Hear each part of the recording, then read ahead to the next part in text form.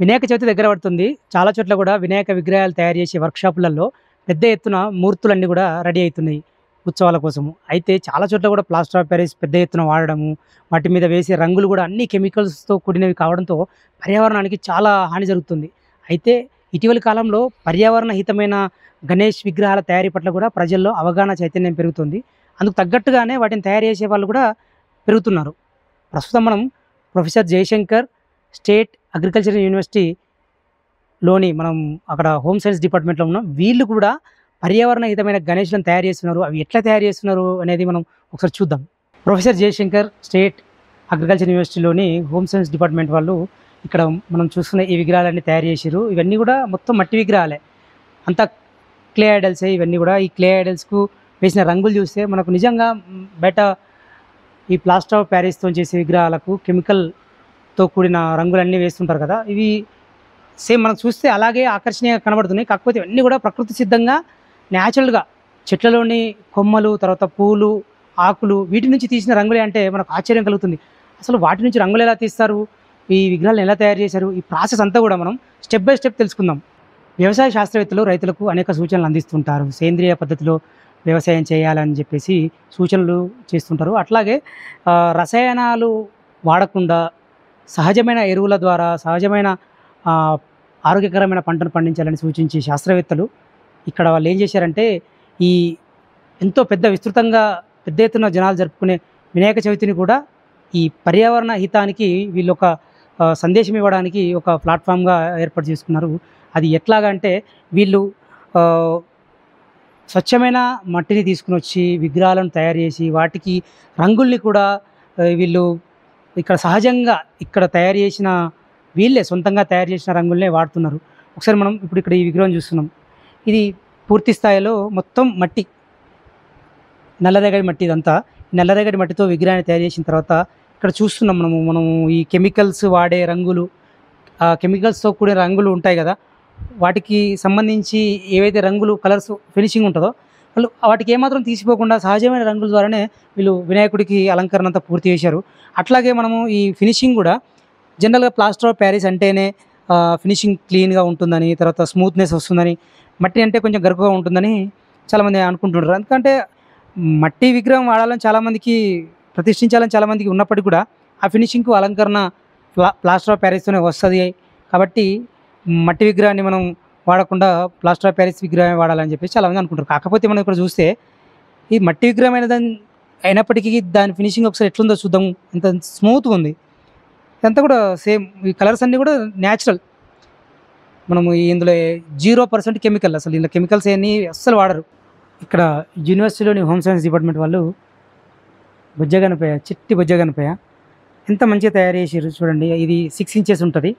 దీంట్లో డీటెయిలింగ్ కూడా ఎంత క్లియర్‌గా ఉందంటే మనకు పగిడి ఉంది, తర్వాత 4 చేతులు, శంఖములు, తర్వాత అభయహస్తము, లడ్డూ చెయ్యి, కండువ, పంచ, కాలు. ఇంత చిన్న విగ్రహంలో కూడా మళ్ళీ ఫింగర్సు, ఇక్కడ చిట్టిలక ఇవన్నీ ఉన్నాయి. అంటే ఇంత చిన్న విగ్రహంలో కూడా మొత్తం డీటెయిలింగ్‌గా వీళ్ళు తయారు చేసిర్రు. ఇది 6 ఇంచెస్ అంటే ఇక్కడ స్టార్టింగ్ సైజ్ ఇది. స్టార్టింగ్ సైజ్ ఇది. దీని తర్వాత ఇంకా ఈ సైజు.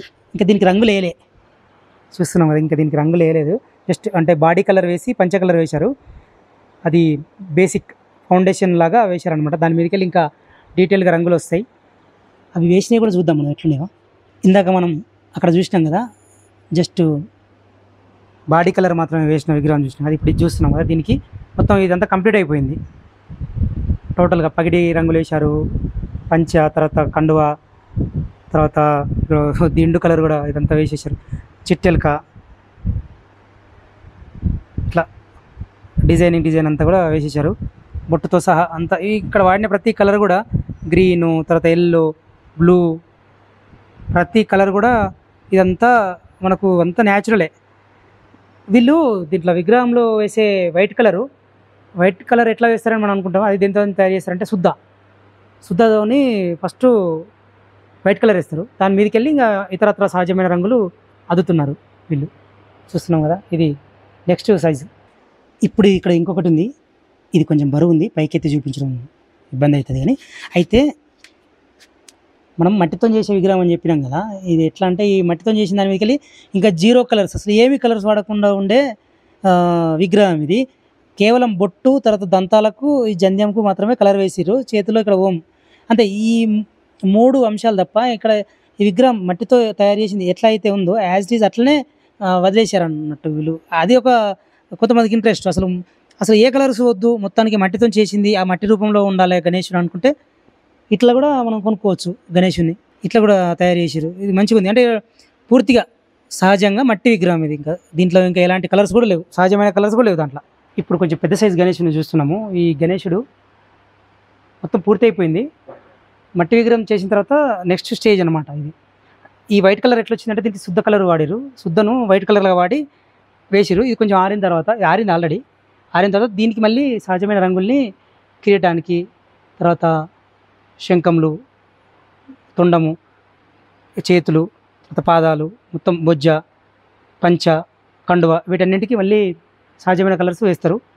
ఇందుకోసం వీళ్ళు ఓవరాల్గా అసలు అగ్రికల్చర్ యూనివర్సిటీలో వీళ్ళు అసలు రంగులు ఎట్లా తయారు చేస్తారు, ఈ ప్రాసెస్ మొత్తం ఎట్లా తయారు చేస్తారు అనే వివరాలని కూడా మనం ఇక్కడ హోమ్ సైన్స్ డిపార్ట్మెంట్లో అసిస్టెంట్ ప్రొఫెసర్ పూజలక్ష్మి మేడం ఉన్నారు. మేడంని అడిగి మొత్తం ఓవరాల్గా ఈ రంగులు ఎట్లా తయారు చేస్తారు, సహజమైన రంగుల్ని, విగ్రహాలకు వాటిని ఎట్లా అద్దుతారు, అన్ని వివరాలు అడిగి తెలుసుకుందాం. ఈకో ఫ్రెండ్లీ గణేష్ ఎలా తయారు చేస్తున్నారు అనే విషయాన్ని మనం ఇప్పుడు అసిస్టెంట్ ప్రొఫెసర్ పూజలక్ష్మి మేడం అడిగి తెలుసుకుందాం. మేడం, ఇక్కడ మీరు తయారు చేస్తున్న మట్టి గణేషుడు ప్లస్ సహజమైన రంగులతో ఈ విగ్రహం చాలా ఆకర్షణీయంగా ఉన్నాయి. మీరు వీటిని తయారు చేసే ప్రాసెస్ కొంచెం వివరించండి మన వ్యూవర్స్ కోసం. చాలా థ్యాంక్ యూ సత్యం గారు. మీరు ఇట్లాంటి మంచి యూట్యూబ్ ఛానల్ చేసి దానికి ఎకో ఫ్రెండ్లీనెస్ ఉన్న వీడియోస్ అన్ని అప్లోడ్ చేసి జనాలకి అవేర్నెస్ క్రియేట్ చేస్తున్నారు. చాలా చాలా థ్యాంక్స్ అండి. మీరు ఆల్రెడీ సత్యం గారు చెప్పినట్టు ఇక్కడ న్యాచురల్ కలర్స్ తయారు చేస్తామండి. ఇది natural dye processing and incubation centre, professor Jayashankar, Telangana state agriculture university, Rajendranagar క్యాంపస్లో ఉందండి. ఇది 2016లో పొల్యూషన్ కంట్రోల్ బోర్డ్ ఫండింగ్తో ఎస్టాబ్లిష్ చేశాము. ఆ తర్వాత నుంచి ఇదంతా సెల్ఫ్ సస్టైన్ మోడ్లో నడుస్తుందండి. ఇక్కడ మెయిన్గా 3 టెక్నాలజీస్ డెవలప్ చేస్తాము. ఎవ్రీథింగ్ వచ్చి న్యాచురల్ కలర్స్ రిలేటెడ్ అండి. న్యాచురల్ కలర్స్ అంటే మనము జనరల్గా చెట్ల భాగాల నుంచి తీసుకున్నవి. మేము అన్ని న్యాచురల్ కలర్స్ చెట్ల భాగాల నుంచి తయారు చేస్తామండి. చెట్ల భాగాలు అంటే ఏది తినే పదార్థం వాడము.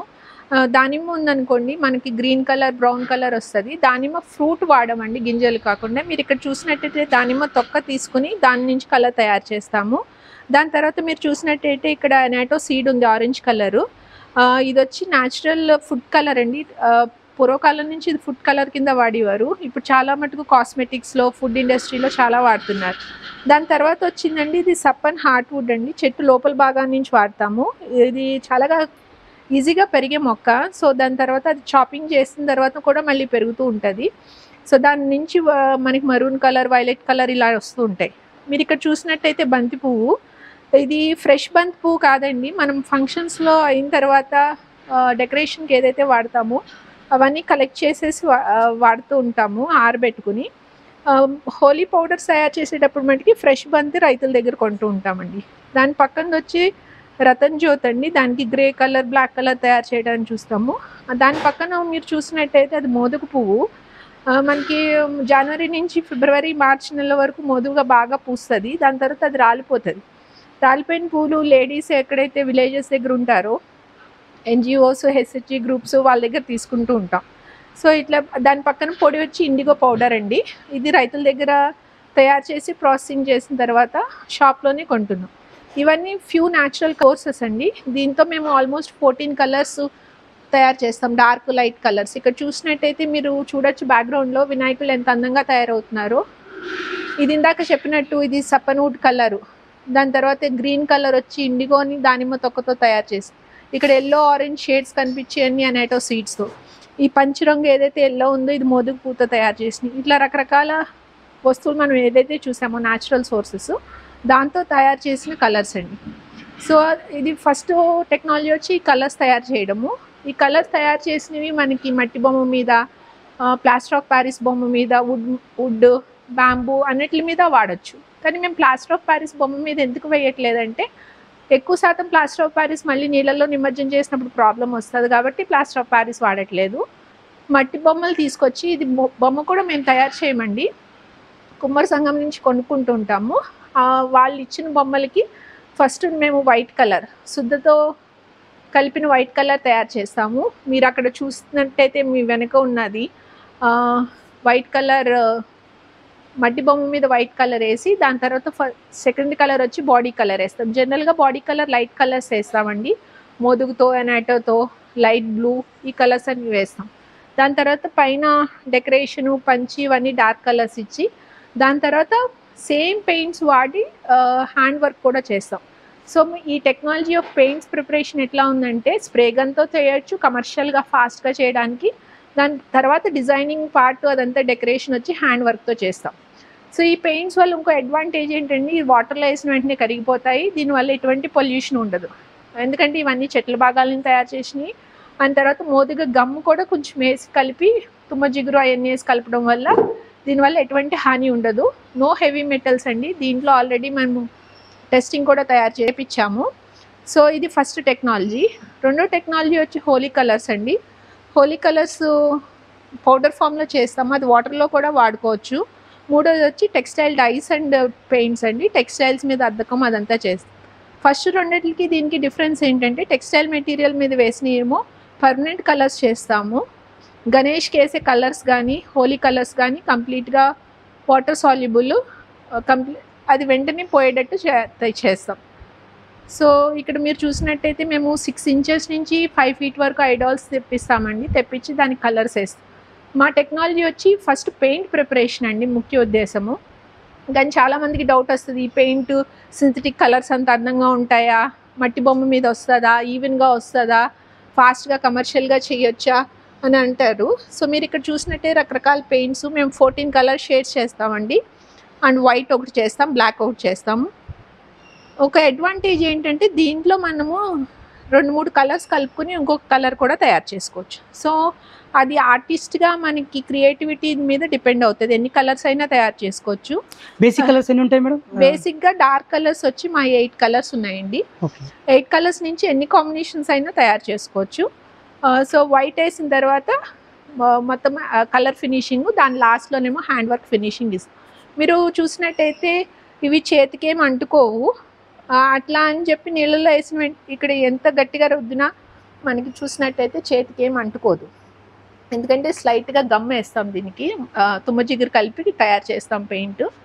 అండ్ మోరోవర్ నీళ్ళలో వేస్తే మట్టుకి 5 నిమిషాల్లో మొత్తం కరిగిపోతాం, బొమ్మ కరిగిపోతుంది, కలర్స్ కరిగిపోతాయి. జీరో కెమికల్ మొత్తం అంతా? జీరో కెమికల్ అండి. కంప్లీట్గా ప్రాసెసింగ్ అంతా ఇక్కడే తయారు చేస్తాం, పెయింట్ ప్రొడక్షన్ అంతా. ఓన్లీ థింగ్ ఏంటంటే సోర్సెస్ మనం రైతుల దగ్గర నుంచి ఆయుర్వేదిక్ స్టోర్స్ నుంచి అట్లా కొంటాము. చేసిన తర్వాత ప్రాసెసింగ్లో అసలు కెమికల్ వాడము. వాడితే ఆలం వాడతామండి, స్పట్టిగా. అది water based, water purifying natural material. So heavy metals జనరల్గా ఏదైతే ప్రాబ్లం ఉంటుందో పెయింట్స్లో దాని టెస్టింగ్ కూడా చేయించామండి గవర్నమెంట్ ల్యాబ్స్లో. 0 హెవీ మెటల్స్ వచ్చింది. అండ్ ఇంకొక గ్రేటెస్ట్ అడ్వాంటేజ్ ఏంటంటే దీనివల్ల స్ప్రే చేసేటప్పుడు ఎటువంటి ప్రాబ్లం ఉండదు. స్ప్రే చేసేటప్పుడు ప్రాబ్లం అంటే మనకి ఇట్లా వేపర్ కింద వచ్చి పెట్రోలియం బేస్డ్ సాల్వెంట్ అంటాం కదా, దానివల్ల ఊపిరితిత్తుల ప్రాబ్లం వస్తుంది. దీన్ని ఊపిరితిత్తుల ప్రాబ్లం రాదు. మనం లోపలికి నోట్తో కానీ ముక్కుతో కానీ ఎట్లయినా ఇన్హేల్ చేసినా కూడా ఎటువంటి ఇబ్బంది ఉండదండి, ఎందుకంటే కంప్లీట్గా ఇది మొక్కలతో తయారు చేసింది కాబట్టి. జనరల్గా మనం చూసినట్టయితే ఈ న్యాచురల్ పెయింట్స్ అన్నీ ఎట్లా తయారు చేస్తారు, ఇదేదో చాలా కాంప్లికేటెడ్ టెక్నాలజీ అనుకోక్కర్లేదండి. చాలా సింపుల్ టెక్నాలజీగా తయారు చేసాము. దీంట్లో మన న్యాచురల్ సోర్స్ మెటీరియల్స్ ఏదైతే ఉందో ప్లాంట్ బేస్డ్ మెటీరియల్స్ అవి తీసుకొని వాటర్లో బాగా బాయిల్ చేస్తాము. బాయిల్ చేసిన తర్వాత మనకి ఆ పిప్పుని సపరేట్ చేసి కలర్ ఒకటే ఎక్స్ట్రాక్ట్ చేసుకుంటాం. ఆ ఎక్స్ట్రాస్లో కావాల్సినంత గమ్ము కలుపుకుని ఫిల్లర్ మెటీరియల్స్ శుద్ధ కలుపుకుని పెయింట్స్ తయారవుతాయండి. ఇక్కడ మీరు ఈ చార్ట్లో చూడొచ్చు, చాలా సింపుల్ ప్రాసెస్ ఆల్రెడీ ఎక్స్ప్లెయిన్ చేస్తున్నాయి. విజువల్స్ అన్నీ చాలా క్లియర్గా ఉన్నాయి. అట్లా ఎక్స్ట్రాక్షన్ చేసుకున్నది మీరు ఇప్పుడు సెకండ్ చార్ట్లో చూస్తే కనుక అది ఓన్లీ బట్టలకే కాదు, హోలీ కలర్స్ ప్రిపరేషన్కి, పెయింట్స్ ప్రిపరేషన్కి, గణేష్ పెయింట్స్ కింద తయారు చేయడానికి అన్నిటికీ ఉపయోగపడుతుందండి. మీరు ఇక్కడ చూసినట్టయితే బంతిపూలు, ఎనాటో సీడు, ఇండిగో ఇవన్నీ చార్ట్లో చూస్తున్నారు కదా. ఇక్కడ ఒక్కటి మట్టికి బంతిపూలు ఫ్రెష్ బంతి వాడతామండి హోలీ కలర్స్ తయారు చేయడానికి. లేదంటే అన్ని సోర్సెస్ వచ్చి డ్రై చేసుకున్న తర్వాతే వాడుతూ ఉంటాం. అంటే మేడం జనరల్‌గా మనం వినాయకుడికి వాడేటప్పుడేమో ఫంక్షన్‌లో యూజ్ చేసిన బంతిపూలు వాడుతుంటాం డ్రై కదా! మెటీరియల్స్ అండి. అండ్ తర్వాత మనం రైతులు హోలీ టైమ్‌లో మాత్రం ఫ్రెష్ బంతిపూలు ఫ్రెష్ వాడతాం. బంతి వాడతామండి. ఓకే. ఓకే. హోలీకి ఒకదాని బంతి ఒకటి ఫ్రెష్‌ది వాడతాం. కనుమయన్ని డ్రై మెటీరియల్సే వాడతామండి. డ్రై మెటీరియల్స్ వాడడం వల్ల ఒక అడ్వాంటేజ్ ఏంటంటే, మనకి కలర్ కంటెంట్ అన్నది చాలా ఎక్కువ ఉంటది సోర్స్‌లో. అండ్ మోరోవర్ మనకి స్టోరేజ్ చేసుకుంటాం, ట్రాన్స్‌పోర్టేషన్ కూడా చాలా ఈజీ. సో, మీరు ఇలా చూస్తే మేము 5 హోలీ కలర్స్ ఉన్నాయి. Pink, blue, yellow, green, orange 5 Holi colours చేస్తాము. 14 కలర్స్ పెయింట్స్ తయారు చేస్తాము. అంతేకాకుండా ఇదే టెక్నాలజీ ఉపయోగించి మేము టెక్స్టైల్స్ మీద కూడా పెయింట్స్ తయారు చేస్తున్నామండి. ఇది ఇంకా కమర్షియల్ మోడ్‌లో లాంచ్ చేయాల్సిందుంది. సో, ఈ పెయింట్స్ తయారు చేసి ఫస్ట్ రెండిట్లకి దీనికి డిఫరెన్స్ ఏంటంటే అండి, ఇక్కడ టెక్స్టైల్ మెటీరియల్స్ మీద ఏసే పెయింట్స్ ప్రతీదీ పర్మనెంట్‌గా ఉండాలి. సో, అది వాష్ చేస్తే పోకుండా గుడ్ కలర్ ఫాస్ట్‌నెస్ ఉండాలండి. సో, ఇవన్నీ 3 టెక్నాలజీస్ అండి. పెయింటింగే కాకుండా డైయింగ్ చేయడానికి కూడా ఈ న్యాచురల్ సోర్సెస్ వాడతాం. Okay madam. మనం టెక్స్టైల్ కోసము న్యాచురల్ పెయింట్స్ వాడితే మనం బట్టలు ఉతుకుతూ ఉన్నప్పుడు పోయే అవకాశం ఉంటది. మరి అట్లా పోకుండా దానికి ఏమైనా కెమికల్ అస్సలు కలుపుతారా? కెమికల్ అంటేనండి మోర్డెంట్ అంటాము. దాంట్లో మోర్డెంట్ కింద వాడేది కూడా కరక్కాయ. కరక్కాయ అంటే ఓకే. మీకు ఆల్రెడీ తెలిసి ఉంటది కదా! కాఫ్ సిరప్‌లో డైజెషన్‌కి అదంతా వాడుతుంటాము. స్ఫటిక వాడతాము. Okay madam. జనరల్‌గా ట్రెడిషనల్ అది వాటర్ ప్యూరిఫైయర్ కింద వాడే మెటీరియల్. ఓకే. ఓకే.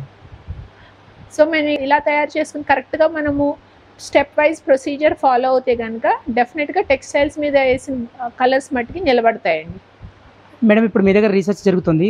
ఇంకా లాంచ్ చేయలేదు కమర్షియల్‌గా. అంటే ఈ ఆల్రెడీ మార్కెట్‌లో ఈ టైప్‌లో నేచురల్‌గా తయారు చేసిన కలర్స్ యూజ్ చేస్తున్నారా మేడం ఎక్కడైనా? ఇప్పుడు మీరు ఆలోచించాల్సింది ఏంటంటే టెక్స్టైల్ డైస్ అండి, టెక్స్టైల్స్ పెయింట్స్. టెక్స్టైల్ డైస్ చాలామంది ఆర్టిజాన్స్ ట్రెడిషనల్‌గా వాడుతూనే ఉన్నారు. దాన్ని మగ్గాల మీద పెట్టి యాన్ తయారు చేస్తున్నారు. తర్వాత ఏమో ఫ్యాబ్రిక్ డైయింగ్ చేస్తున్నారు. డిఫరెంట్‌గా ఉన్నాయి.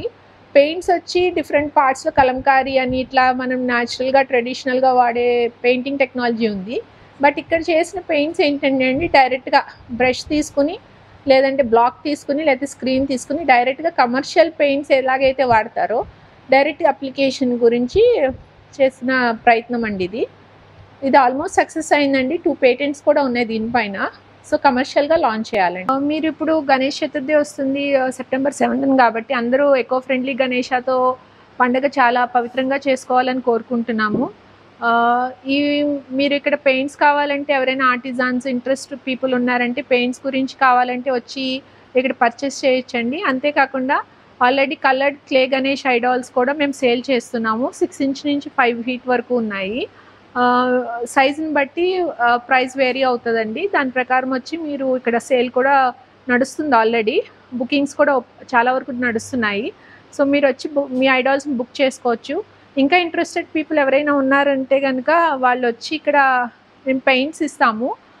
గణేష్ మీద పెయింట్ చేసుకుని వాళ్ళు పర్చేస్ చేసుకుని వెళ్ళొచ్చు. మీరు కాంటాక్ట్ చేయవలసిన నెంబర్ వచ్చి మా యూనిట్ నెంబర్ ఇస్తున్నానండి. ఎవరైనా ఇంట్రెస్టెడ్ పీపుల్ ఉంటే పెయింట్స్ కావాలన్నా, లేదంటే పెయింటెడ్ గణేష్ ఐడాల్ కావాలన్నా ఈ నెంబర్కి కాంటాక్ట్ చేయొచ్చు. 8977894226 అండి. సో, ఈ నెంబర్కి మీరు కాంటాక్ట్ చేయొచ్చు. చేస్తే మీకు లొకేషన్ డీటెయిల్స్ అన్నీ చెప్తాము. ప్రైస్ లిస్ట్ కూడా ఉంది. సో, అందరూ హ్యాపీగా పవిత్రమైన గణేష్ చతుర్థి జరుపుకోవాలని కోరుకుంటున్నామండి.